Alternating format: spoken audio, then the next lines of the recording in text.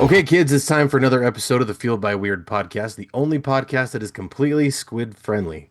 I'm Chris Daly, and today I'd like to welcome back to the show Chad Perkins, Frank Martin, and Gerald Von Stoddard. Gentlemen, how are we doing this evening? Good. Fantastic. How are you? Fantastic. And now that we've had this big giant conversation about hair, we're going to switch up to a little something different. Some of Okay, us has it, so some of us don't. some do, some don't. It is what it is. Mm. So we're gonna start things off like I usually do with an icebreaker question. So today's question, boys, is what is your favorite type of sandwich?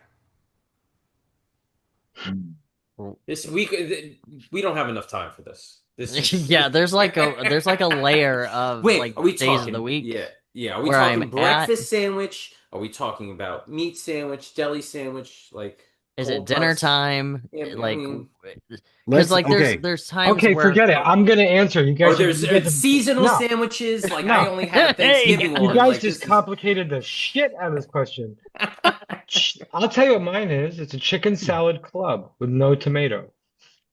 That's a good one. I've never heard of a tomato being on any form of salad sandwich, like tuna or anything. Chicken salad uh, club. A club I sandwich always has tomato on it. It's Does it it really? being a former sandwich artist, I can vouch for the fact that I put tomato on plenty of tuna fish sandwich. So that's it's a good one. That's yeah. definitely good. Huh. I'm getting anxiety trying to think of answers to this question because there's So just so many different so Yeah, why I'm the options. don't same why don't way. we why don't we Yeah. say this, guys? If you let's say right now you're hungry, you want to grab for a sandwich, and you can grab any sandwich in the world, what would you grab? Turkey pastrami with brown mustard on sourdough bread. By the way, There you Frank go. is New York. Frank is a New Yorker. If he didn't, if his I answer didn't say, "I'm a New Yorker," I don't well, know you know what what it is? else. I don't mess with mammals. I don't have like regular pastrami. So I like turkey pastrami, but it's a rare delicacy. You don't and not every deli has it. There's a place called Zingerman's Deli, which actually I would say I would go for a Reuben, just a nice Hmm. classic corned beef Reuben, because I love those. But Zingerman's Deli, it's a sandwich shop in Ann Arbor, has turkey pastrami and all kinds It's of stuff. good. It's really good. They are the best Reuben, so definitely a Reuben, Nice. corned I beef think Reuben. I think for me, there's a couple different ones. Breakfast sandwich is a good choice, so I Yeah. understand the anxiety of this. One I'm one of just my saying. one of my favorites, and I can't explain why, is from Subway. It used to be called the Cold Cut Trio, but now it's called the Cold Cut Combo.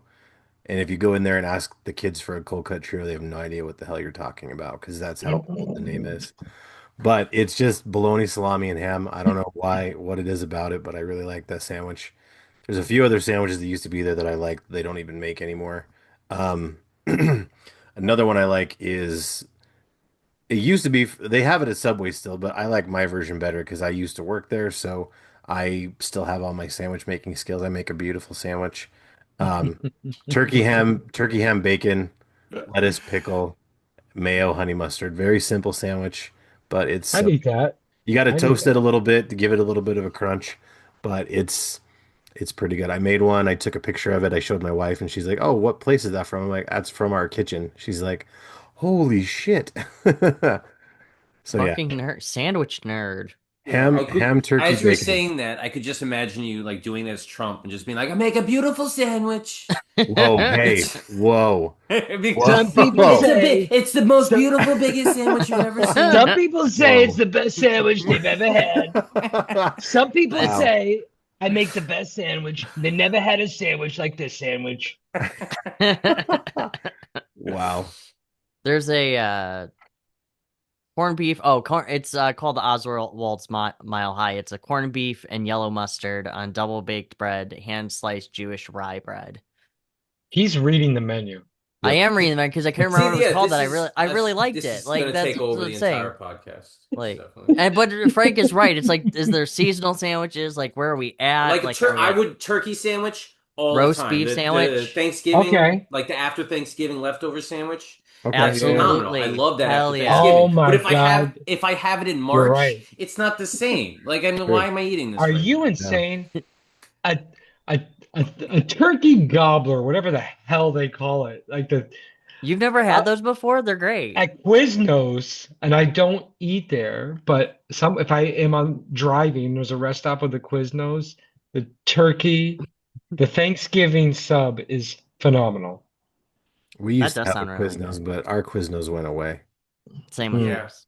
That's such a bummer. But anyway, like we said, there's like layers of that It's question true. on like the times We and places for sandwiches. we could go all day on this, but that's why I Well, kind of like if you were hungry right now and wanted to go for a sandwich, what sandwich would you go for? So I hope that simplified things just a little bit. it did. No, in fact, Because it takes away the ranking. It's just an There you go. immediate gut instinct. yeah, a median sandwich. There you go. I'm Instant hungry sandwich now. button. There. Now I'm As I pull hungry. out a sandwich. I know. I'm gonna make a sloppy Joe right You're now. right.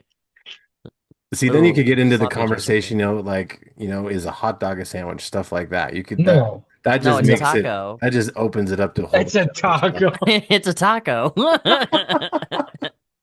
That's disturbing. We Oh need my to move God. on.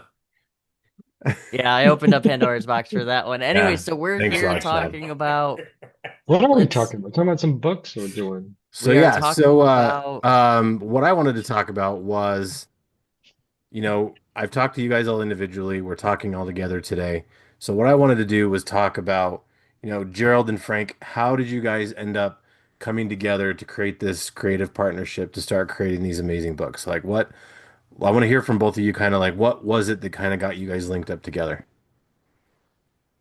Ah, I think the original nugget was we were going to work on a fan fiction comic together. I Hmm. wanted to make a 5-page Swamp Thing story, and I messaged Gerald seeing if he would want to do it because everybody else said no. And and he said no. Hold on. I'll let Frank tell us the story. Let me interject. Okay. He and I posted will be that right back. in Gerald Discord, and Gerald said he would. Okay. I posted Gerald's an image. I did a Swamp Thing. Yeah, he did a great job. The short we ended up doing, it might have been 4 pages, whatever it was. But he said yes. Yeah, sent him the script. He said it looks great. He said I'll do it when I have time. Like a year and a half later, I messaged him. No, come on. It was like it's It like was a couple months. So I messaged him again, and then finally we managed to get it finished, and we got it in a compendium with a big Batgirl story, and then Gerald posted it, and I'll let you take it from here. yeah. So Frank had sent me those pages, and it was really cool. He lettered it too, actually, and I think we kept it black and white, and so it was just nice. And Frank liked, what I did. So, and we had never worked together before, and I mean, I knew of Frank. We weren't really like, we never really talked too much. I think that we started talking about another project before I even did the Swamp Thing, though, because we hadn't done anything for 1,000 cuts, but in the same Discord, I sort of opened up this idea of it was going to be kind of maybe an anthology based on this sword that whoever uses it to cut someone, that it takes blood from somebody, it curses you. You have 24 hours to basically kill someone, or you die. And we kind of had this little group. And Frank was, and I don't want to be disparaging upon anybody because everybody in that group is a great creator in their own right, but not everybody is for everybody. You know what I mean? Like, Sure. Yeah, yeah. and Frank, Frank was, there were Foaming at the mouth. people emailing me like nonstop. And this is Frank, and this is why I love Frank. Now I know Frank. Frank was like, yeah, I could be interested. Sounds kind of cool. Like he was so aloof, I was and he busy. joined I the had other group, things to do. you know, to his benefit. I hadn't even finished the Swamp Thing. We didn't know each other well, and Frank's been around the block, man. I get that now, and so we had this group, and it just basically ended up just being me and Frank because Frank was moving at my speed. Actually, it's funny when I'm in America, Frank and I are only like an hour and a half apart. Um, That's and cool. so I knew that there it was like, well, that makes sense. We're both like, from New York, and it's a different type of energy in New York. And when we say we're gonna do something, we do it, Yeah. like we don't like to just talk. And Frank, every time I have well, now it's different because we have so many ideas that are seeing fruition. But that kind of began this sort of like, how are we going to work together? And then we did the Swamp Thing. And then he wrote the script for this idea I had about the sword. And we started creating characters, and that book's being fulfilled soon, this week or next. Did 1,000 cuts like make you finish the Swamp Thing? I've heard, like, Yes, because Frank was like writing my ass about it. because I was actually messaging you all the He time was like, about "Dude, that's cool. it. But before we talk about anything else, can you just do the Swamp Thing or not?" And I did. So I was like, "Yeah, yeah, yeah, you're right." So knowing how Frank wrote, knowing how Frank thought, yes, did it motivate me to draw pages for free? Yes, of course it did. I won't lie. It came out very good. I was Wait, I've had to pay you. What the fuck? No, I'm Yeah, kidding. the Swamp Thing began our conversation, and then the Thousand Cuts began our collaboration, and it's then he came on with me on Immortal Coil, uh, it and started slowly. and Like you wanted me to now help something that you were already doing, and then you were like, let's just yeah. do something from scratch. And then Well, Frank asked me a really good question because I brought Frank on as a work for hire for Immortal Coil. We were talking about other projects together, and we had 1,000 cuts, Yeah. and Frank came on halfway because I was really struggling doing the art and doing the script and outlining the whole story, and I was doing covers for other people, some anthologies, and I was like, this is too much. I didn't think I was giving one aspect of comic creation the due it deserved. And Frank's a writer's writer, and I get to focus really on the visual approach, and Frank looks at the story. And we had this great conversation on the phone. When he came on Immortal Coil, I knew it was the right decision because Frank just asked the right questions, and I, I couldn't answer them. But he pulled them out of me, and then because he's like, "What's the motivation?" I'm like, "I don't know. Sandwiches." You know. well, that's why No, you but were struggling so much. You didn't really know what direction you were headed in. I'm like, you got to pick a direction. Does you You got gotta to pick a sandwich. yeah, you gotta pick a sandwich. you gotta commit to it. You were Immortal Coral is an epic series. It's got a lot going on, and because it has a lot going on, you need to find that beacon that kind of pushes the story through. If not, it's just going to go in a million different directions. Yeah, which is And kind of where it was going. yeah, so I think I helped you do that. I helped you find a direction to kind of like focus it, and because you were never going to fit all of it in. If you did, it was going to be like 25 issues. So All right. yeah, so I mean, like we have a Kickstarter now for Mortal Coil, and Frank has a lot to do with a big portion of this second issue. So this Kickstarter is like sort of putting all the stuff together that I started on my own, where sort of Frank came in. Um, so because even after we did issue two, we had conversations as if I had never written anything.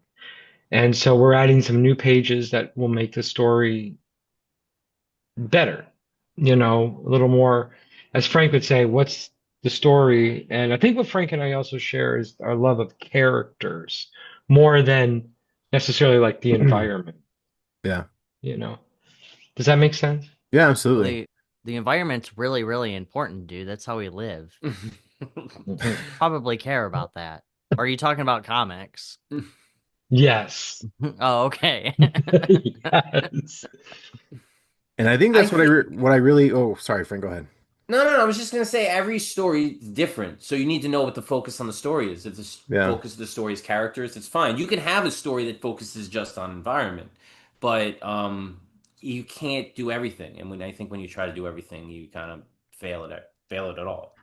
I Yeah. agree. It's kind of like those people who, because there's everyone, on this call knows a creator like this that will kind of say out in the world, "Hey, I got this thing I'm going to do," and they just always talk and talk and talk about it, but they never actually do it because they just can't buckle in and just do Oh, it. I have a And label for them. They're idea yeah. factories. Yeah.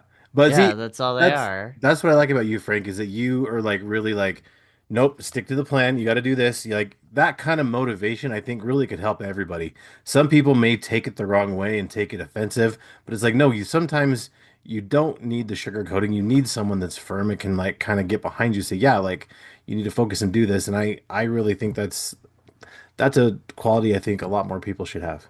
Thank you. I mean it's a double-edged sword because Sure. sometimes I start things and then I never really progress on them or I don't finish them or I don't follow through them. It's never for other people. It's things that I start myself and you start to Sure. internalize like your own deadlines and your own Yeah. projects and you're like, I haven't worked on this thing in forever and it starts to drive you crazy. So, yeah, I don't know. I think like life is one big to-do list and you got to just keep going to knock all that stuff off. Otherwise it just piles on and then Well, and I will say that, for people that who don't know, like sort of Frank and I have very different personalities, but it's thank God.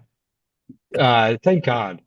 Because I I think I am almost to a cliche, the artist, and just constantly stuff is just can't stay out of my head. And Frank is very good at being like, stay on point, stay on track, stay on yeah. point, stay on track, you You know. have no idea. See, I think everybody needs that because if you get partnerships that are both people are like-minded, you kind of just sit there and you spin your wheels forever. You don't really go anywhere. But if you've got one person that's like, all right, let's stay focused. We've got stuff to do, and that really can help a long way. And that's something myself and a lot of other writers I'm sure have been looking for forever, just to kind of help keep them creating and keep the process going. But it's hard to find that kind of support system. So that's very cool that you guys have that.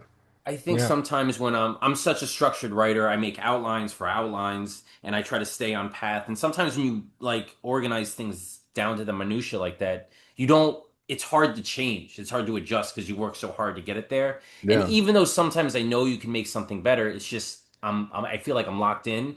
And sure. Gerald, because he comes up with some stuff that's so fleeting sometimes, he'll change something like deep into the process and he'll say, "There's a better way to do this," and I'm like, "Yeah, I think so too." But it's hard for me to take that step and change it because I want to get it in and get it done, and I think it's good. And then he'll come in and look at it from a different angle that I, for some reason, didn't think of in the beginning.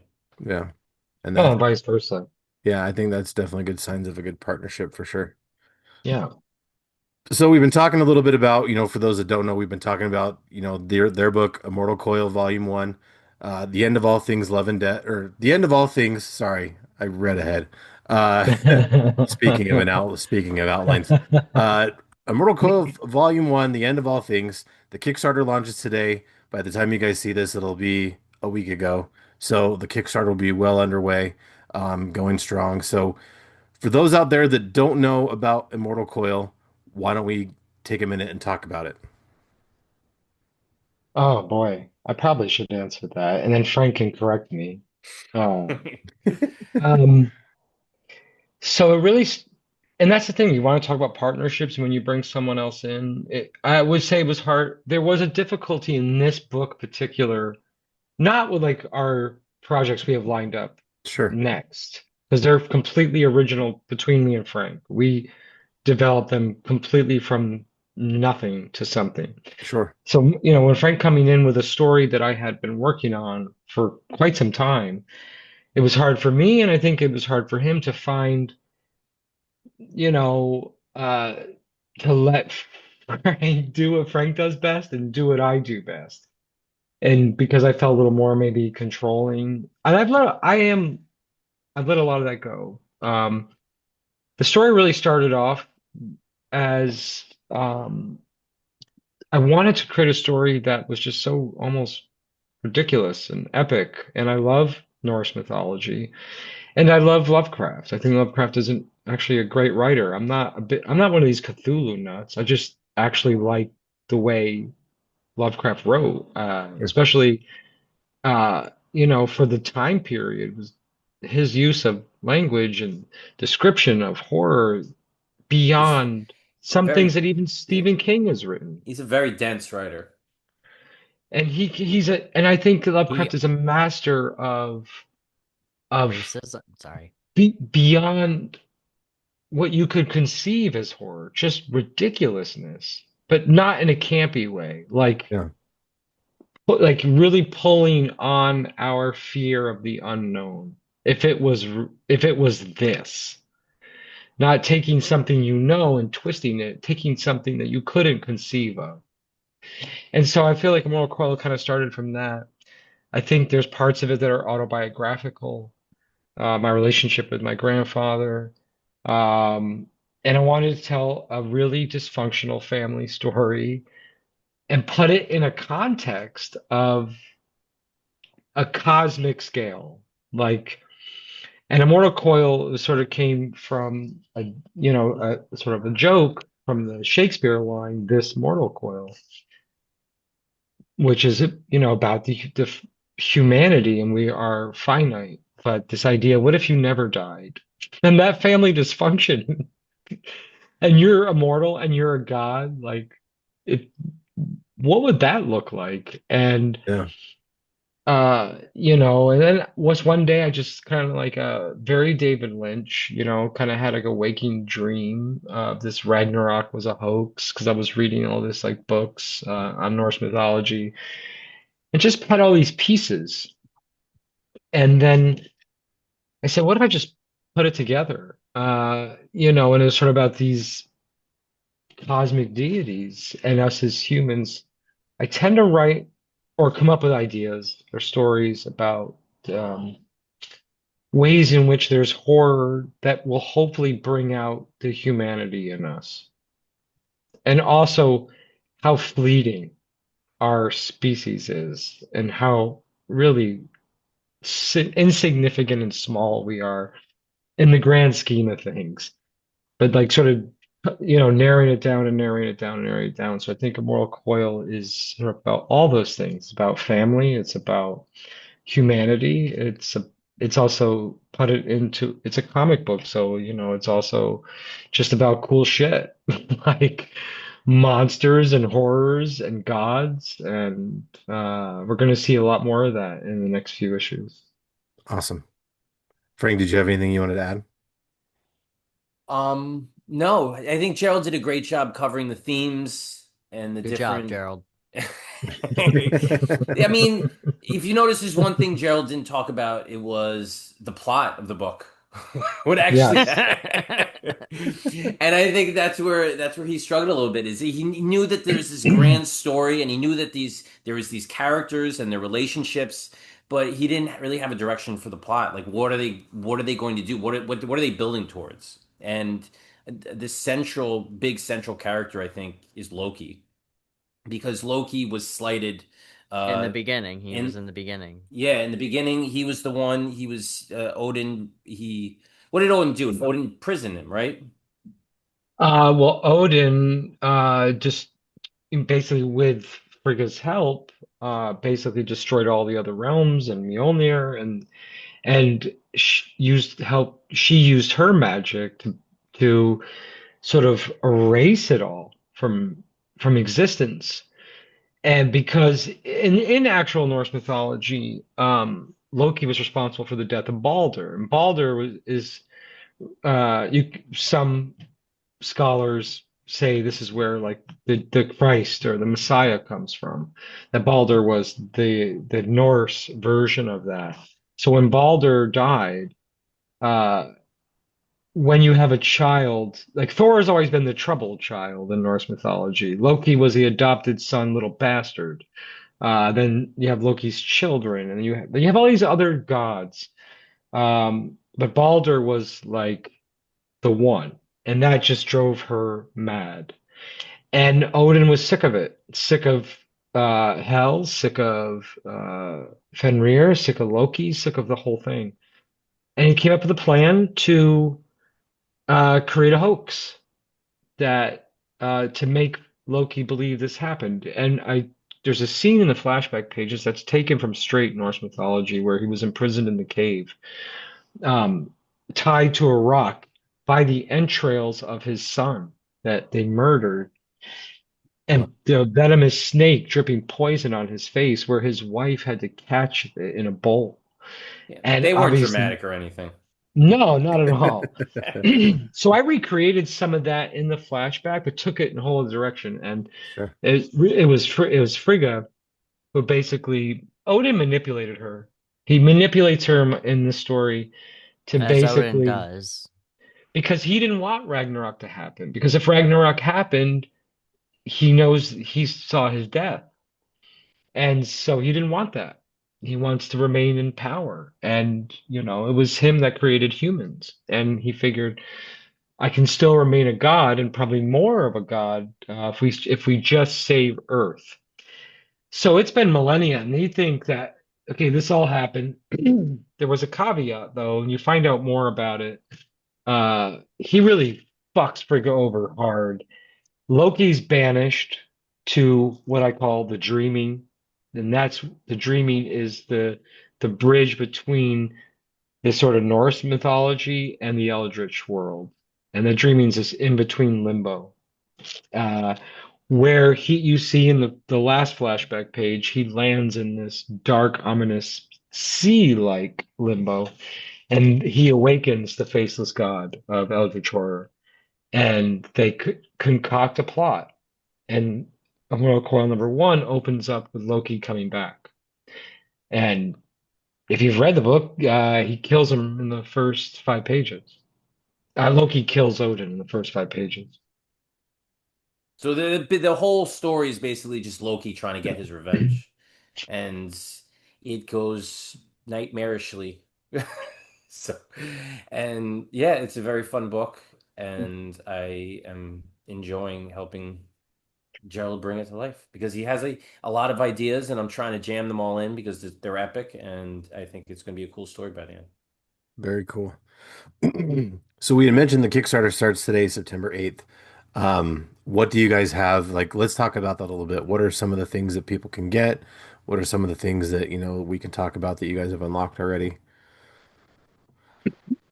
We haven't, well, we've just unlocked like one digital book. I actually am still building a page because there's some cross promotion that some people want to do with us, Sure. and there's some Rolling Squid Bones digital books I want to get on there this week, and we have time for that. We basically a lot of what we offer on there is directly correlated to our relationship with Rolling Squid Bones because Chad is a maniac, and there aren't really many publishers who, if you had a crazy idea, or even just an idea, would be like, I'm listening. Most publishers, they have a pretty set way that they do things traditionally.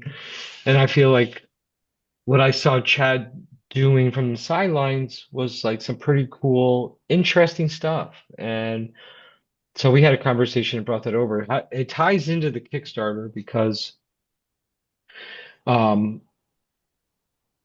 we wanted to do a more compact sort of edition, not just like a big old trade.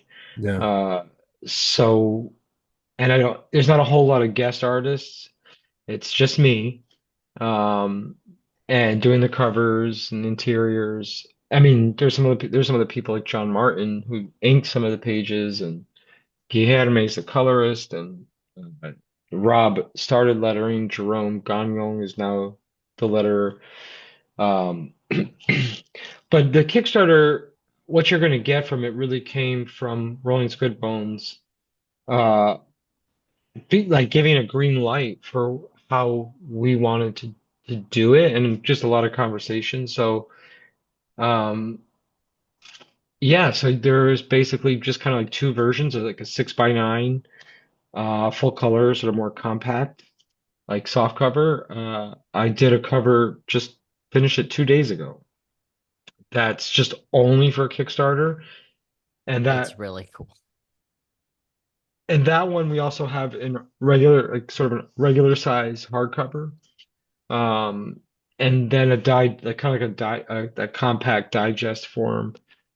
Did a it's the Kickstarter exclusive cover, but in like um, ruby spot foil. Very cool.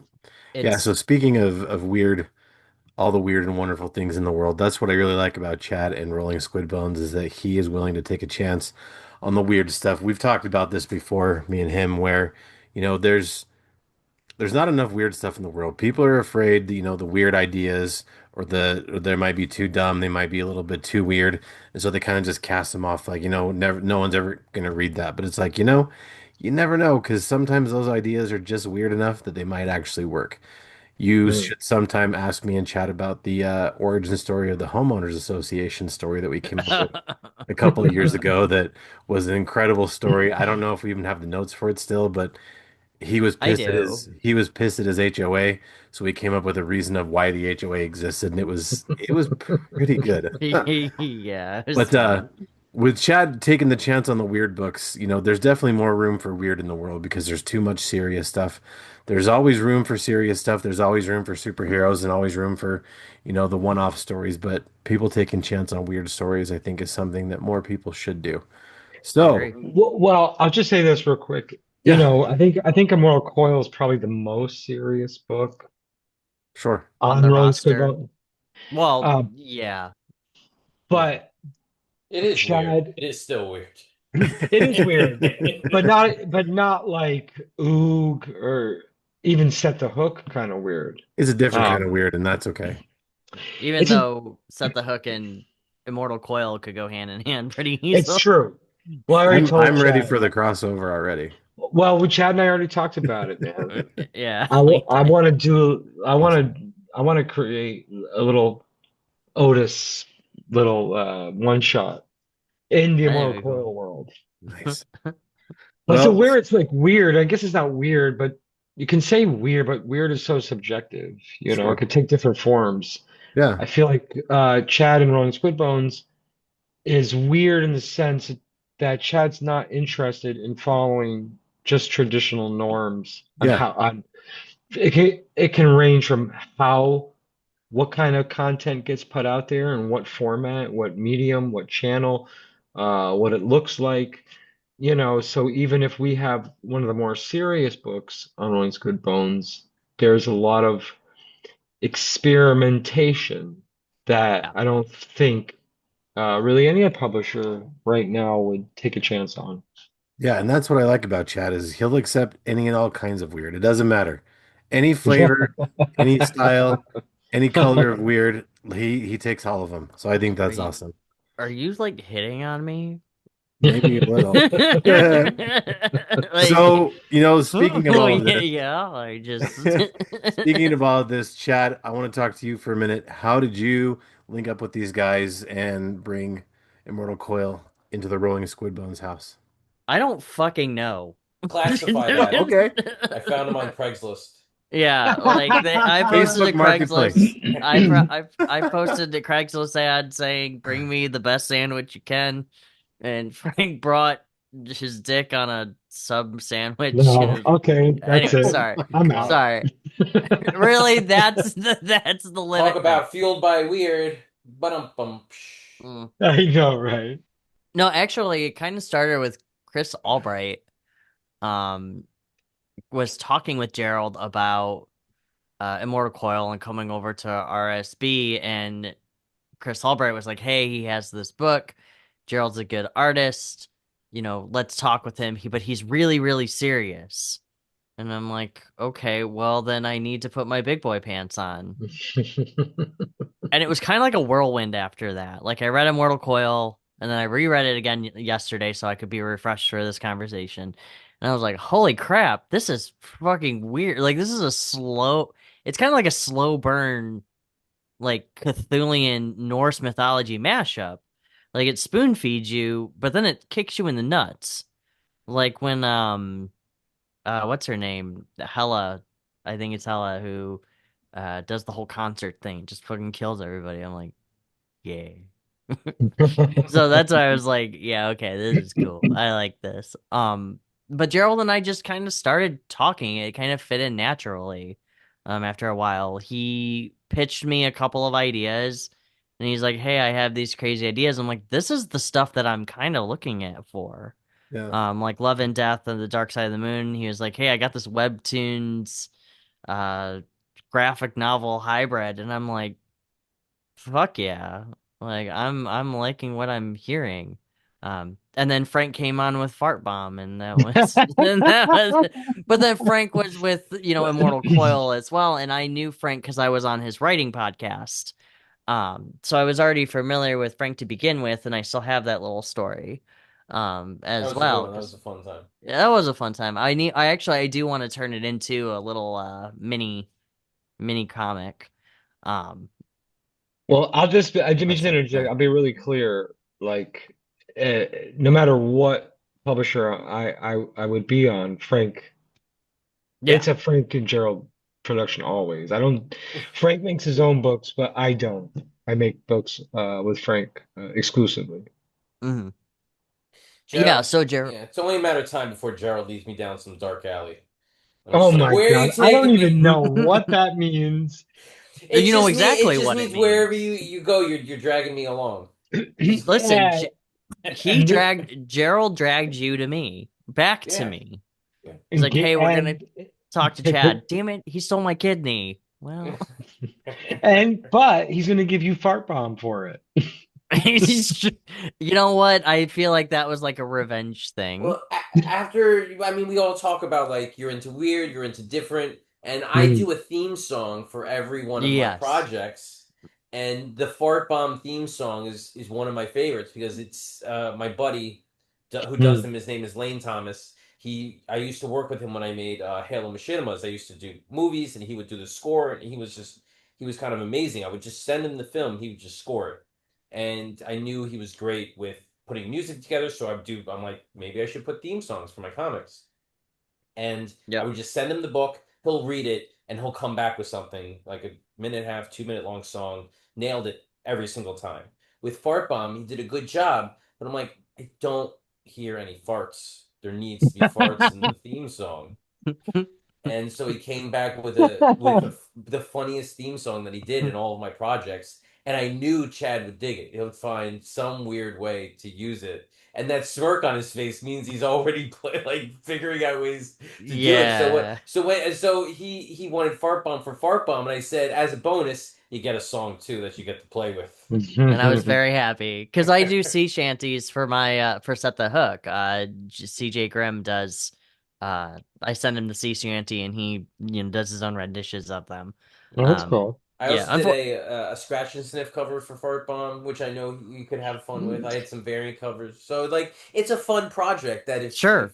if Chad wanted to play around marketing or pushing it or whatever, it's yeah for the versatility of It's farts is endless. Let me tell you. The thing is that Gerald and Frank are one of the things that really kind of draw me to them, and I love it, and I enjoy talking to them about it because they always try to go against the grain.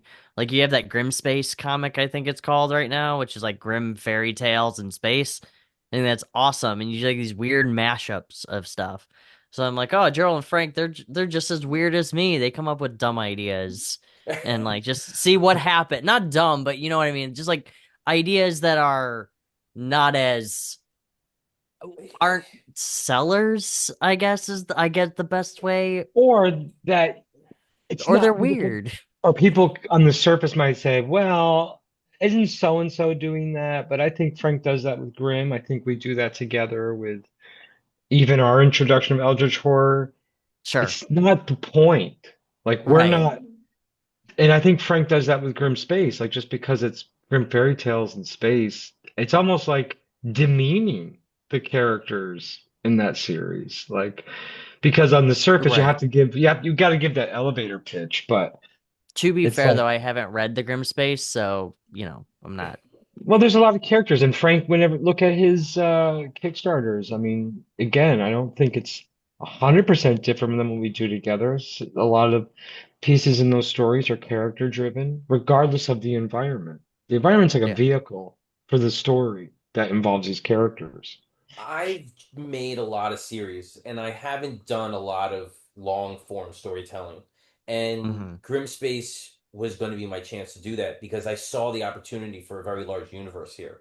and I wanted to have an interconnecting universe. So I do a whole every Grimspace tale, or I should say campaign that I put out is standalone. You could buy the book, read the book, and you'll have a experience beginning to end, but it does tie into a bigger thing if you want it to follow along, which I try to model it after the Marvel movies or these interconnected universes that they're making. You can But you just can watch, still watch them. yeah, you could just watch Thor, you could just watch Shang-Chi, but if you want to see, but if you watch them as a whole, you can see the web that weaves between them and how they cross over, and I wanted to do that. I wanted to play around with that, and I'm super excited because I'm building towards like my Avengers crossover that's supposed to Well, come. I'm That's going to be looking Wizard of forward to Oz. you explaining to me how Shang-Chi fits the fuck in anywhere. The Grim Fairy Tales, Shang-Chi. No, Well, he's like, you can watch his movies all the. I watch Shang-Chi and I'm like, where is this going? Not that I well, didn't enjoy the movie. That was Shang-Chi, I mean, if you think about it, if you really are an MCU nerd and you break it down, it was the culmination of the first Iron Man movie because there was no the Mandarin in the first mhm. Iron Man movie. They had the 10 rings and they had the Yeah, yeah, symbol of yeah, the yeah. Mandarin's organization. And then they Okay. blew it with Iron Man 3 and everyone was pissed off Oh because God, I The know. Mandarin was some Wait, stupid by the way, thing. is Chris alive? I'm here. Yeah, yeah, yeah. I'm just enjoying the conversation. Yeah. I mean, Like so Chris is making a sandwich. the big Easter egg with Shang-Chi was the symbol He's of the like, Ten look at this Rings. privilege. That because Look at that this was the privilege. organization that kidnapped Tony Stark, and then it was the same thing that's used for the real Mandarin at the end. Which what's the difference? Like 15 years of those movies, and I love that. If I plan on doing an enormous amount of Grimspace issues, I can do stuff like that where I put something in and I don't have the payoff for years down the road, even though I'm connecting So it you're just all. lazy, is what you're saying. It's That the just opposite sounds of like you're lazy. being. It's like you're lazy with extra steps. It's a lot of fun weaving together a humongous universe that you plan from scratch, even though you're planning like 25 issues down the road, you know? So I'm laying all the seeds now, the framework, and hopefully I can keep it going long enough that I can do everything I planned for it. Well, you also give the ability to care for the characters, like, and then it pays off at the end. At least Hmm. that's what I'm picking up. I mean, that's the goal. I don't think any writer would be like, I don't want people to give a shit about any of the people I'm writing about. I don't want them to Some care. people don't. I mean, some people write a character where they're so unlikable that you don't care about them. I mean, there's a difference between unlikable and not unengaging. You know, you could write a character that's miserable, that's mean, but you're still drawn into their story because for whatever reason or another, you want to see what happens to them, even if it's something that's bad. Well, it's because human beings are neither all good and we're not all bad. No, that's not Yeah. true. And so, what? No, I'm all evil, dude.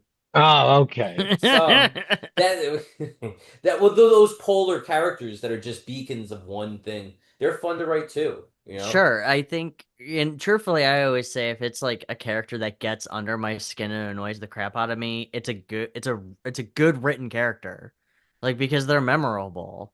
Yeah. Like, I feel like in Immortal Coil, like I was looking at some of villains, especially in like the Marvel universe, and how you can almost dig their motivation. You can almost like jive with oh, what's you can agree driving with them, them. driving them. And I was like, I want to do the exact opposite. Like make a villain that's there is no motivation. There's no rhyme or reason. It's not even anarchy. It's just like you cannot identify with this character.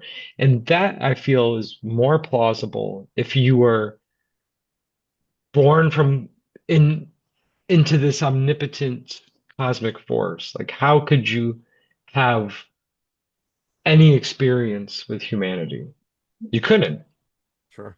Well, Loki just comes in and just annihilates everybody, or Well, one Loki's guy at different. one Loki's point. not, well, wait, where? Is this an issue two? Well, Am I getting it going mixed back, up? going back to Moral Coil and something that we were talking about the plot, Loki is putting together a plan that's been 1,000 years in the making with the faceless god in the dreaming. And there's a whole plan. In issue 2, it's sort of that plan's coming to fruition. Because in the opening page on issue 1, he's stealing a vial. And in issue 2, he's dumping that vial into a pit that's like in another dimension that only hell can open. And but he doesn't know, and neither does the faceless god know, that Loki's like he's killing the children of Thor because That's what it he's was. he's killing Odin, he's killing the children of Thor. He knows. I don't think he even knows where his stepmom is. And if all the Asgardians are wiped off the face of the earth, nothing can stop their plan. But what he doesn't know is by killing them, he's awakening them. Yeah. Yeah, So because they're reborn when in he- human form. I like Yeah. the fact, was it the daughter of Thor is like just like a university teacher or something? yeah. Wasn't it? And I thought that was really funny. I don't That know was why. Frank's. Like, Well, that was Frank's idea, and I was like, "Yeah, that's cool. I like it." Because she's Yeah. she's she's teaching a class, she's Norse teaching mythology. Yeah, but she I thought that doesn't was know really who she funny. is. Yeah, So I I thought thought that that was was cool. pretty. I thought that was pretty funny because then Loki comes in and he's like, "Hey, I'm gonna fucking kill you," and she's like, "No, why?" And it turns out because she's a I love. daughter of Can Thor. you do the audiobook? I'm gonna fucking kill you. Whoa, bummer. Oh my Listen, God, don't do it. you don't want me to do Hood. I was gonna make tenure next week. Don't kill me. Stop, no. I almost got benefits. I just started this job. It sounds like a production meeting going horribly wrong. I know. Chad, I Seriously. want you to do the audiobook for Immortal Coil. Oh my god, stop. Oh my Stop killing God. me. The horror, it's Like so me. unspeakable. I can't describe it. Oh no. Please back our book. This is what it's about. This is how you sell comics. Okay, class, we're gonna talk about like Northern mythology or some shit. All right. Let's say Chris needs to bring like bring us back on point. We're getting crazy. No, you're good. I like just taking the Why ride is- wherever the conversation takes us, so it's totally fine. This is Um, funny. I was going to mention, speaking of weird horror books, Chad, if you haven't read Frank's Macabre Motel yet, you probably Oh should. yeah. That book is Yeah. amazing. I'm not even really a big horror fan, but when he put that one out, I'm like, yeah, I need to have that. Plus, it came with cool little key tags, like hotel key tags, which I Oh, thought I thought that was The cool. awesome. fuck? I want one of those. Yeah, Go it put was that out cool. again. It was very funny because I reached out. You can't get that anywhere. You have to. I had to Yeah. reach out to a motel keychain like company that supplies it, and he goes, "What are you using these for?" And I'm like, "They're promotional items for my comic book." He goes, "Okay," because it's a super weird item to buy. So yeah, I like thinking of weird things. You got you got a book about farts, sell farts in a jar. You got a book about motel, sell keychains. Lori There you gave go. Lori gave me the idea for the Set the Hook trade paperback to do cans of tuna, but like get my own label and like take off the label and then put my own label of like Set the Hook tuna. That's cool. It's a lawsuit waiting to happen. Oh, 100%, but it's For sure. listen, you shouldn't eat the tuna. I would. I mean, I probably would too. For Think for se- about for my it. for my romantic comedy book Sex Night, I got condoms with the logo on it. I've And gotten Pat Shan does that too. I He said said it to that- people, I'm like, do not use this because I'm not paying for your child Yes. support if they don't work. Yeah. Pat Shan sent me, or he also did the condom thing too. And yeah, you're not supposed to use those. Like- Probably not. Like They're probably not at even all. like real latex. It's like monkey stomach or something. A monkey. So it's sandwich casing, or it's like It's a Ziploc baggie. it's a Ziploc bag. But they're really like small ones, the really like thin ones you'd Yeah, your without sandwich without in. the zipper, you have to fold it over. Exactly. Yeah. Yep. Oh my god. Hey, when in a pinch. There you go. I mean, you can use a Snickers wrapper if you're really in a pinch That's true. too. Oh my God. If you're looking for another weird book, I can't remember the name of it, Frank. I apologize. Your fourth wall one, the romance one. That Oh, that one I yeah, really like too. the fourth wallflower. Yeah, yeah, Isn't that yeah. what? Is that the date night one? No, It's a little bit different. So, I mean, kind of. The fourth wallflower was I don't know.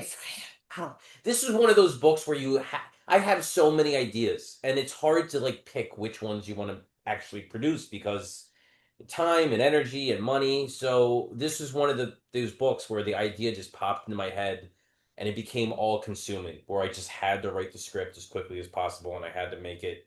Yeah, the fourth wallflower is essentially about a character who is aware that he's a comic character and he's aware of himself being created, he's aware of himself in a story, and he's essentially talking to the creator, the comic writer, the artist, Wait, I and want making the story together. He's like giving suggestions as to what he wants the story to be, and it's just a complete fourth wall breaking story, and it was a and lot of fun, finding different It's weird ways to and play around with and it. and you gave me fart bomb.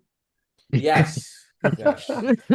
it's such You a good get the book. cream of the crop. Doesn't get better than that. And I mean, to be fair, I wanted a kid's book, and you did give me a kid's book, so that is fair. But still, it's a very good book. It's that actually sounds really good. it's That the one that I do want to read that. Frank That has a reminds me lot of of great ideas, and he's just like he's hoarding them for it. I Kind of don't know what. it reminds me of Day Tripper. Have you ever read Oh Day yeah, yeah, Tripper? yeah, yeah, yeah. Yeah, Great. that book's really good. Yeah, that was I a great forgot who book. did. Was it Brian K. Vaughan? Who was the writer? I'm gonna Well, look that up while you're talking. yeah. so while you're looking, in addition to Mortal Coil, I know Probably a moon. you guys have another one coming right up after that, Love and Death on the Dark Side of the Moon. Why don't we take a little bit to talk about that one? Because that's what you guys have coming next, right? Right after Mortal Coil's over. That is a Uh, book, in November. yeah, I Okay. am very eager about Yeah. because it's one of those books that when I was writing, it felt very good to write. It wasn't one of those things where I'm like, I gotta think now. It was just like if every time I was writing it, I loved the main character so much to get inside his head and experience what he was going through. It's about a boy in the near future. The sun is dying, and a space station is built on the moon to research the sun and try to find a solution. And it's a huge community, so babies are born, and one of the babies is born with an ailment. Whenever he's exposed to light, a bizarre dark cloud emanates out of his body, and everybody's scared of it, and they don't know what to do about him. So they kind of isolate him and keep him out of the light, and he becomes this pariah on the station. And it's basically about his life and what he experiences, and him trying to find friendship through the story. And I'm having a blast writing it because we're treating it as a graphic novel. It's a nice long story. We're taking our time telling it, and we really are going to focus in on his mental states and him trying to live this life on the moon away from people. And it came from Gerald. Gerald initially had this idea of what this person was going to go through, but he didn't quite know what his story would be. And I immediately the phrasing that popped into my head as he described it was a sci-fi fairy tale, and that's kind of how we viewed this story. It's hard sci-fi, but it's a bit magical in its presentation, and I like the way that we kind of formulated, and we instantly clicked on the way the story was going to be told. Mhm. And it's just been a lot of fun to put together, and I think it's going to be something special. So I'm looking forward to it. Well, I have to agree. This was I had this story idea that now the what you're gonna see is 100% pure collaboration. But I had the premise for even longer than Immortal Coil. I mean, years ago, and I was always playing with this visuals in my head, and was always this boy Nero. I even wrote a whole synopsis, like 2 pages long. Um, and I didn't even share that with Frank because I didn't want to do what I did with Immortal Coil. I just wanted to give enough that Frank could picture where we were. Yeah. what his affliction was and where we could go with that. And so, and there were parts that kind of went back and forth, but at the same time, I really just wanted to see what Frank did with it. And I did, he'd be like, I wrote some pages, can you take a look? But I didn't want to. Uh, I well, we were didn't pretty, want to. no, I, That's so frustrating. It's like, no, no, no. I want you to write the entire 90-page script and then I'll tell you if it's bad. Then I'll tell you. because, hold on, This when you're get writing a single issue, it's okay because you're only dealing with a fraction of the story. But this, Frank and I knew from the beginning, this is not a comic book. This was a departure from, so the horror or darkness. Well, it's dark and it's definitely has a mood, but you know, it's not Immortal Coil. It's not Thousand Cuts. There's not a lot of blood. You talk about a character-driven story. That's what it is. It's about mainly two main characters and following them through there's like a first half, their relationship developing from childhood to young people to exploring the flip sides of love and the flip sides of death. But once again, using this comic or graphic novel, what we do in this comic book space, like just take it to the extreme. Because if you just I'm not interested in writing slice of life stories. It's like, how do you cut a slice of life kind of story into just an insane sort of meat grinder of where you could take it? And so when I did read what Frank wrote, I think it was like the first 56 pages. I wrote him like the next morning, I think. And I said, dude, I don't think I ever read a script and cried. Like I was yeah, reading because it it with sucked. It's fine. I'm kidding. I'm It kidding. was I'm so totally kidding. bad. It was so bad I fucking cried. it's no fart bomb. And I said, It's "What have not I a done with my story?" I gave it to Frank and he fucked it up. I fucked it up. I No. hate this. I'm done. He took You guys have been talking with my wife, haven't you? I have actually. She specifically told me to tell you, Frank, this sucks. Frank took an idea, made it. I could not have gone there. I wouldn't have known to go there. I couldn't have written it. And so, like, I've already drawn some pages, and we have a colorist. It took a while to find one that I felt would match Frank's script and our idea of the subject matter. That's dark, but not in a beautiful way. Like there is beauty in the tragedy. There is awe in the isolation. Like it deals with themes that are always kind of like battling each other. And so I've really, really been pushing to put together a creative team that matches that. Because Frank really nailed that in the script. Really got into these characters' heads. And this story has become like our happy place. Like whenever I've been drawing like this, I feel like I'm really being an artist. Like I'm not tied to panels. Though Frank writes the script in panel form. I think in this one, there's a lot more respect for each other's crafts. Does that make sense? Mhm. So like I think in like A Thousand Cuts or Immortal Coil, they are comic books. And in this one, I think Frank and I are on the same page from the beginning that he's wrote an amazing script and I want the art to match. That's really kind of it. And so um and it really is and because the script is a piece of art and so most people aren't going to read it, outside of me and Frank and like the letterer.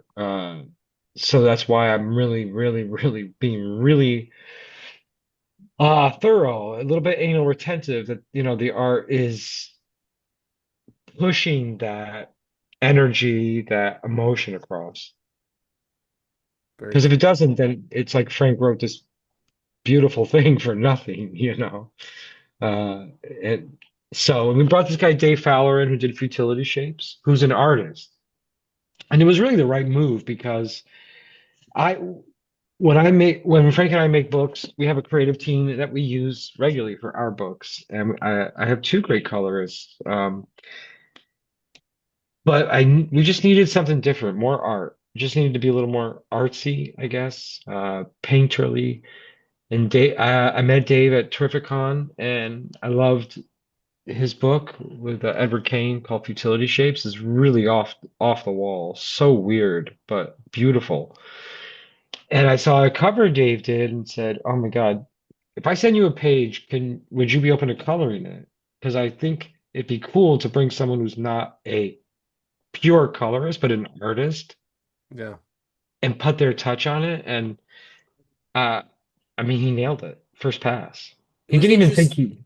it was interesting to see Gerald toil with the colors because he had a couple people try the first page as a sample just to see what their style would do with it.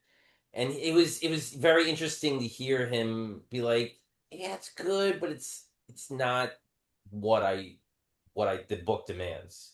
And it's hard to put into words what that feeling is because colors is a Mm, feeling, you know? mm, It's hard to really describe and you don't know it until you see it.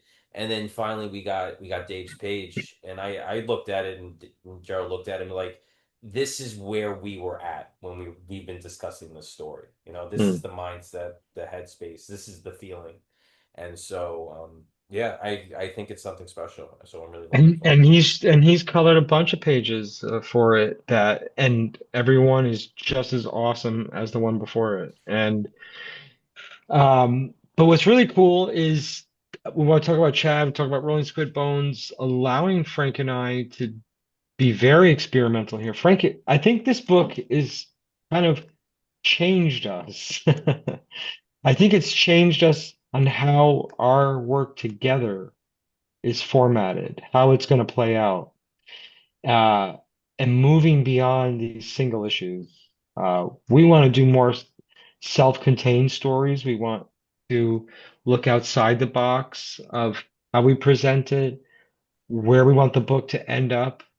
Um, you know, sure, it could be in a graphic novel section, but it would do well in a prose section, you Sure. know. Um, and then enter Chad and Rolling Squid Bones. Like I said before, Chad's like, I'm like, I have this crazy idea, and Frank and I are agreed. What do you think? And Chad's like, yeah, let's Yeah. let's try Well, yeah, I let's thought try it it. was I first my first thought when I heard it was you're fucking insane. Like I don't understand how this could work and the more I thought about it, I was like, "Well, wait a minute. If we just do it as like a web comic but also a trade, we could keep like generating excitement on both ends." I'm like, Mm. "That's awesome." Right? Does that make sense? Yeah, I mean, we can just say it too, Chris. Like, so we were kind of keeping it under wraps, but now we need people to know that we're going to launch a Kickstarter for that one in November, and we're being very clear with people what they're getting. You are backing the collection, but we are going to take our time with it because we're building our own Rolling Squid Bones part of the website that will feel just like webtoons. And if you back Love and Death on the Dark Side of the Moon, you will ultimately get every uh, page in a trade form. But on the way there, Frank and I will be releasing pages per month in vertical format, no extra subscription cost, Yeah. on the Rolling Squid Bones website, which I'm building that page as we speak. Um, so that you can follow the story and digest it, take it in, take in the art, take in that story, like not rush through it. Because if you did, I think you would miss um,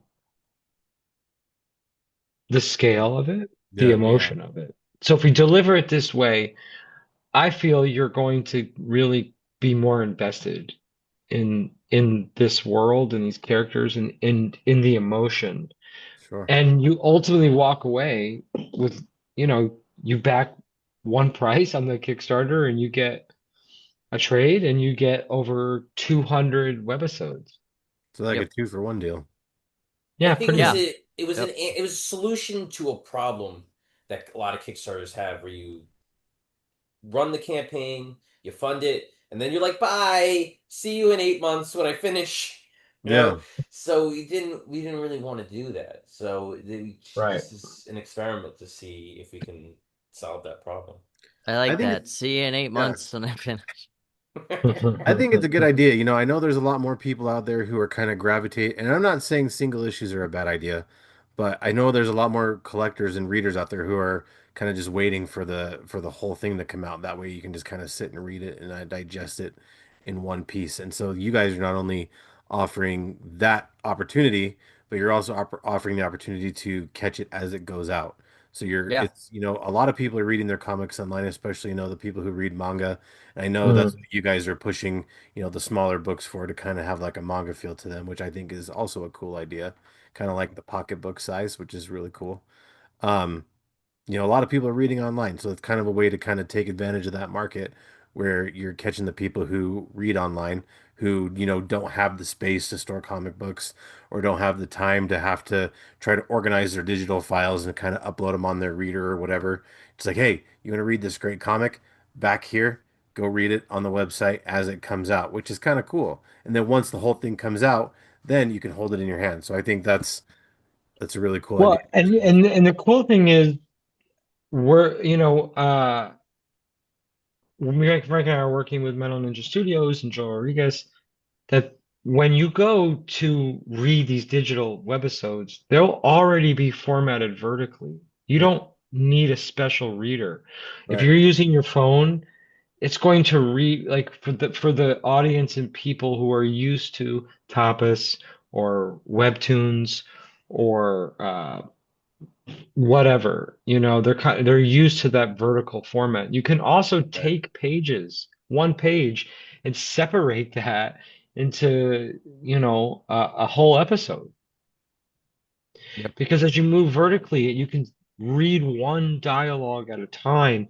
You can take in these sort of close-ups and then pull out and see, and like that's what I'm looking at. That's insane. Yeah. Yeah. And like Frank said, instead of like sending the occasional Kickstarter update, we're on the journey together. Whether it takes 8 months or a year, we're going to tell this is the best story we can, and you are invited to participate in this as every page, every panel, every month, And you're always and aware of it.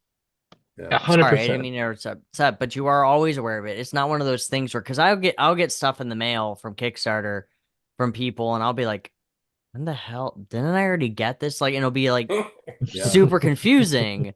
I'm still getting stuff that I don't know what the fuck it is. But anyway, I um, mean, the nice thing though is, your guys' Kickstarter updates, when you're instead of sending out an email saying, hey, this is where we're at in the project, you could just say, hey, go look at this website. You'll see exactly where we are in the project because right, it's live right now.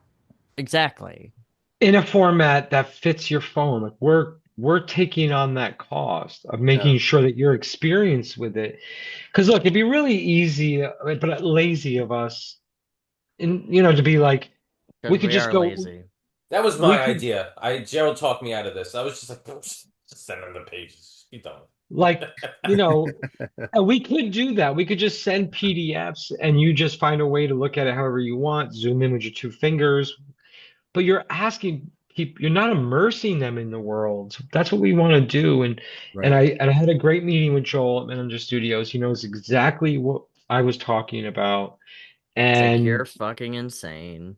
no, he thinks it's a great idea. And listen, I talk to people I really admire in the sort of crowdfunding community of, is this a bad idea? Could this work? And I've only gotten the green light, and getting the green light from Chad just makes it a, more of a reality. And that's what I mean. Like this isn't it can yeah, sure, is it a weird story? Perhaps.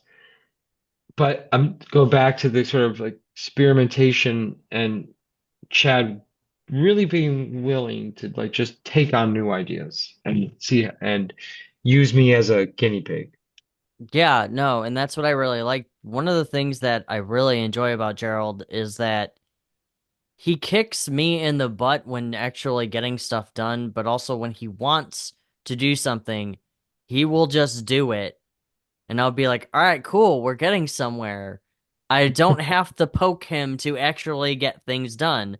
So when he approached me with this bizarre idea, I'm like, yeah, okay, yeah, let's do it. And then he actually started showing me stuff. I'm like, all right, cool, yeah, I'm excited for this. Let's fucking do Yeah. it. Um, so, and it's the same thing with Frank. Like, he's just as passionate about this project.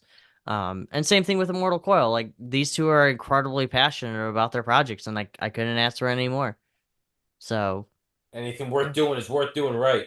right, Yeah. exactly. Yes, father. Or as Ron Yeah, Swanson says, don't half-ass anything, whole-ass one thing. right. It's like making the Well, perfect type of sandwich. I mean, Frank and I have, we've been talking lately too, like because what we're, really after Immortal Coil, we have two graphic novels. We're kind of spending 2026 looking at crowdfunding in our projects as events and not floppies, single issues. Yeah, Uh, Offering that format in the Kickstarter, but only because there's a complete story at hand.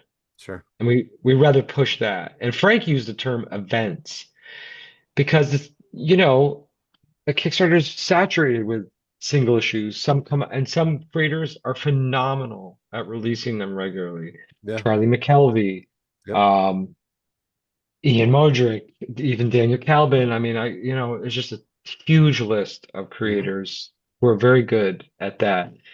And but you'd have to stop. Do you know what I mean? Like, I'm not talking about the people who back Kickstarter as creators. You make 24 pages. Charlie Stickney makes like 46. But what I'm saying is that then you stop, you fulfill, you take a little bit of time off, let people sort of digest it. You come back and you do the same thing. And obviously it works because you see the success of some of these creators like Charlie Stickney. Sure. And I have the utmost respect for what Charlie does and his world building. And but we want to take it in a different direction, so that the there is no stopping. Yeah, You're not waiting for the next floppy. right. Oh, if you stop, I'll kill you. No, That is a I mean threat. like we're not going to release, uh 20 issues of Love and Death and Dark Side of the Moon. We're going to Right. release the story. And if you want that one, I don't think we'll have single issues. We do have a couple others that will have single issues built in the Kickstarter for the collector's market. Right. I agree, because it's not going to be single issues. It's just going to be a trade. It's going to be a rare book. Plus, I think one of the things that's really nice is that people like, so when, and I've actually, oddly enough, I actually have it down here with next to me. Like, people Oh will yeah. buy the physical copies of I Disappeared. Hang on. Just keep talking. I'll fix this. That was amazing. That was Looks like I'm not the only magician that can make myself disappear. I That's know. I right. guess so. It's like people will buy the physical edition of a Yeah. webtoon.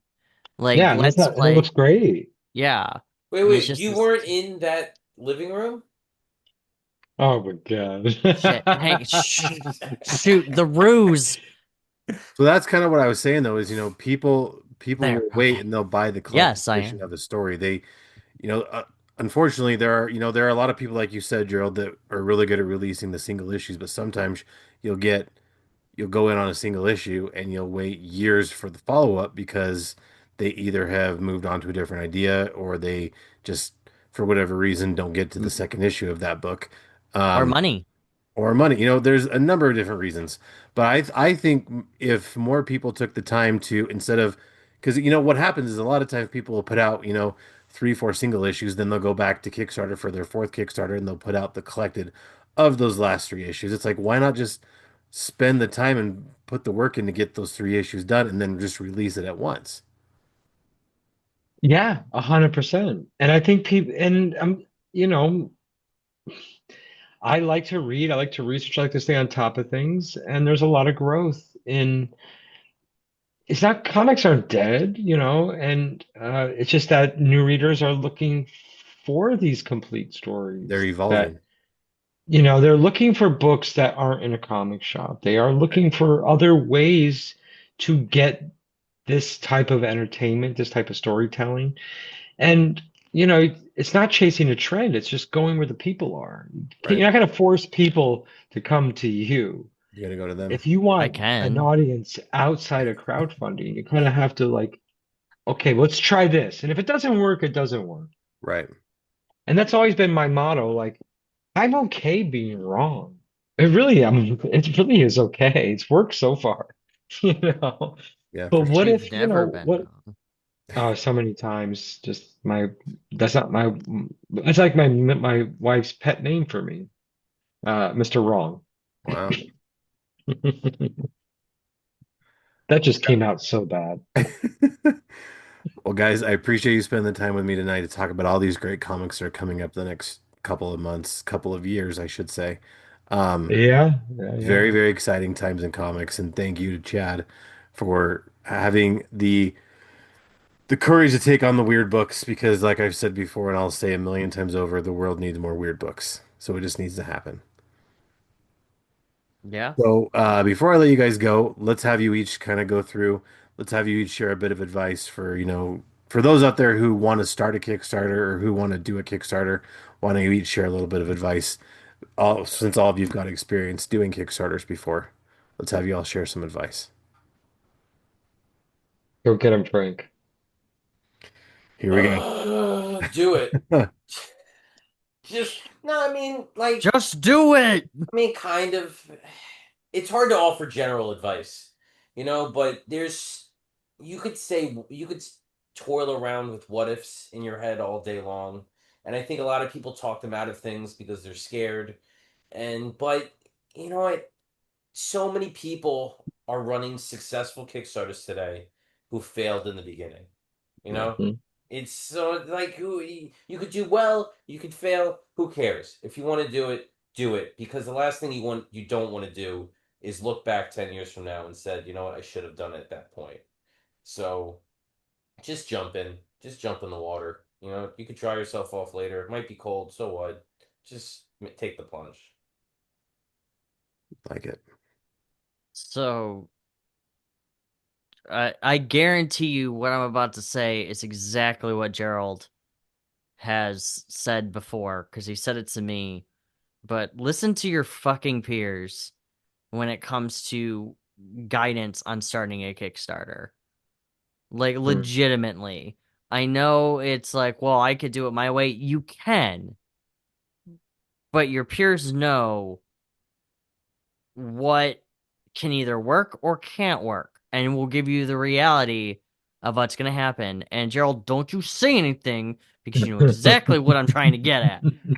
So, anyway, that's my advice to you is literally reach out to your peers who are already in the industry, either have experience with comics or just with Kickstarter as well.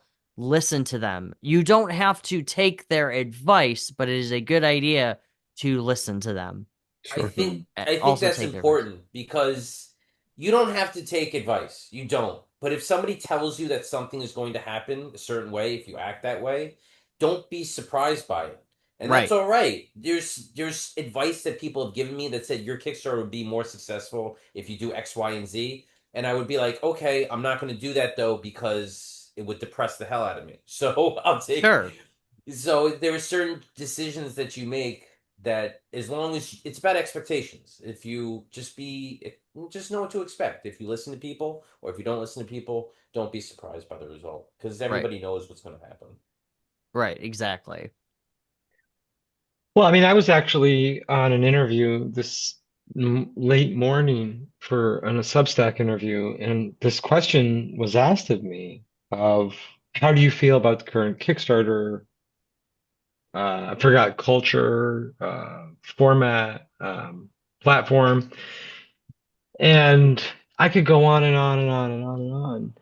I agree with Chad. I think if you're starting, you need to just do kind of what you're told.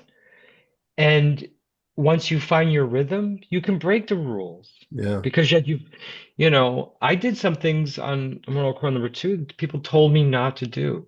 Now, I didn't mess with the format and campaign page layout and stuff like this, time of day, but it was an election year and people were like, don't, and you're going to run in November? Are you insane? Yeah. And I was like, yes, I am insane. But I look at Kickstarter like a casino. You can learn the rules, you know how to play the game, but from the veterans to even the newbies, you don't know. Yeah. Maybe you could have dropped thousands into your comic. It's just maybe the wrong timing. The book is great, the art is great, it's a fun story. But you tell the dealer to hit you one more card or whatever, and that's it, game over. Yeah, And it's 22. that can happen. I've always gone into every Kickstarter, this could fail. And Yeah. what the hell does that mean? It doesn't Hey, mean I'm a failure or this book sucks. No, not at all. It means that's the game. It's just part of the right. game. And It so then I agree with Frank. Like that's why you just have to do it because you'll learn something from it, whether you fund crazy or you're down to the wire. You just can't be an island unto yourself. Like you have to join a community. You have to. Like I just really don't see any other way.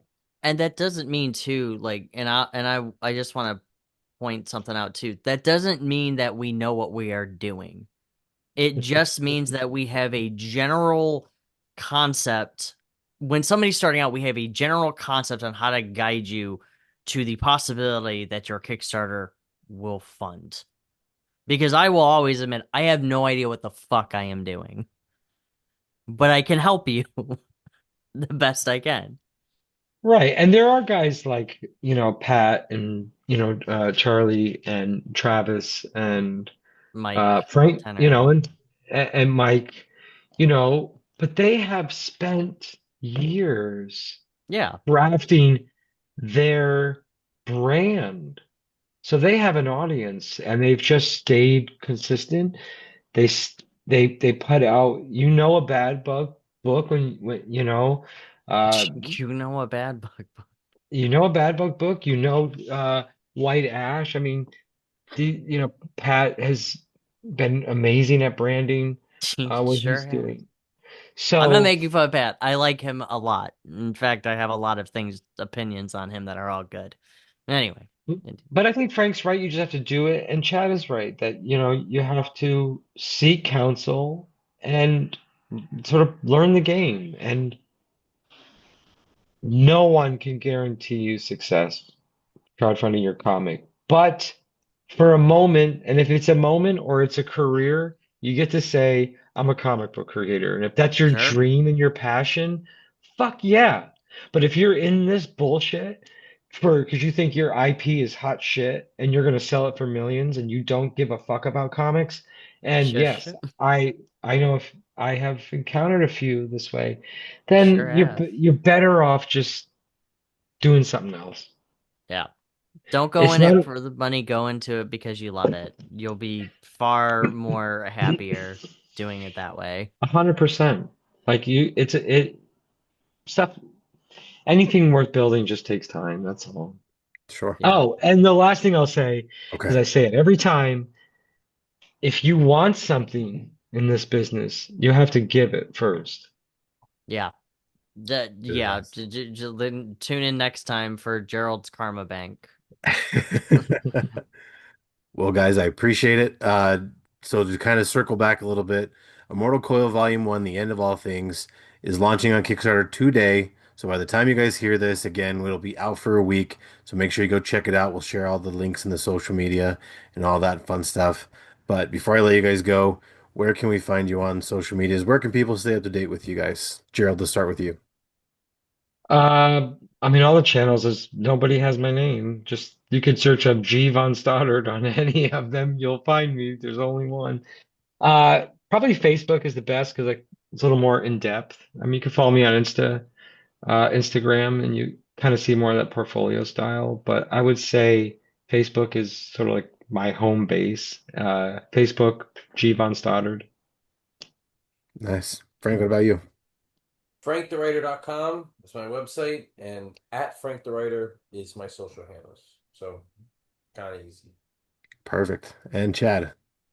Honestly, you could find me on the Rolling Squid Bones Facebook page, and also my main Facebook page as well. I use Instagram as well. I try to use Blue Sky, but Facebook is my home base as well. So just Under you can find me Captain there. Pantsless. Under Captain Under Pantsless Captain and Pantsless. guy who likes Reuben sandwiches. So yeah, so you can find me there, and yeah, so Perfect. And for it's me, cool. It's cool to just add me as a friend too, and you can keep up to date. do it, but don't expect messages back from Chad right away. Shush. Listen, do you realize how many messages I received from Gerald today? I will wake don't- up and there'll be like Gerald's- 400 messages. He's way more important than me. No, it's not important. Ask Frank. Frank sends screenshots. He's like, this is what Frank's like, this is what I woke up to. 61 notifications from G Von Stoddard. Yeah, and then it's kind of like Jay Hammond this morning, where I was talking with him last night, and then I sent a bunch of stuff, and then this morning he goes, "Okay, what the fuck were we talking about?" So yeah, that's how it usually is. He's so great. Who? Yeah. Jay? Jay, yeah. Oh yeah, I like him. I like He's him a fun. lot. Anyway, for me, I want to thank Polygon Horizon. Their song Pizza Force is the song we use for the show. Go check them out on Bandcamp and SoundCloud. It's a great band.